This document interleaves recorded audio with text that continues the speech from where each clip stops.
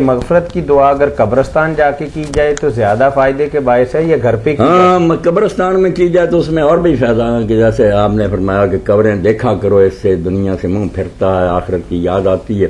گھر بیٹھے کرتا رہے تو منظر اور ہے، اب قبر کے سرانے جا کر کھڑا ہو، ماں کی قبر ہو، باپ کی، بھائی کی، تو پتہ چلتا ہے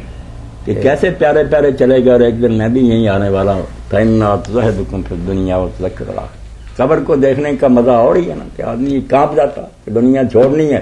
اور آخر یہاں آنا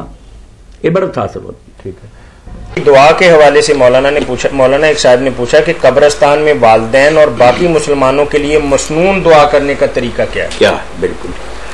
قبرستان میں جب کوئی آدمی جائے نا تو دو کام اسے کرنے چاہیے، ان کے علاوہ اور کچھ نہیں کرنا چاہیے، نہ وہاں قرآن پڑھے نہ کسی کو بخشے۔ دو چیزیں سنت کہ سلام کہے،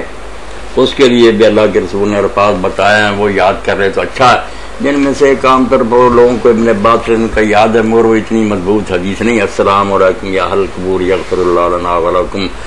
انتم سلفنا ونحن اللہ تعالیٰ، اس میں کمزوری ہے مگر گناہ نہیں اگر کوئی یہ بھی پڑھ لے ضعیف۔ دوسری جو ام المومنین عائشہ رضی اللہ تعالیٰ نے پوچھا نا تو رسول کریم علیہ السلام سے کہ اگر میں قبریں دیکھنے کی جگہ کیا پڑھوں تو آپ نے سکھائی، صحیح مسلم میں کچھ الفاظ دوسری جگہ سے ملتے ہیں، وہ چاہیے کہ لکھ کر بھی قبرستانوں میں لگا دی جائے ترجمے کے ساتھ بورڈ، تاکہ لوگ جائیں اگر نہیں بھی یاد وہاں سے پڑھ لیں، السلام علیکم اہل الدیار من المؤمنین والمسلمین وإنا ان شاء اللہ بکم للاحقون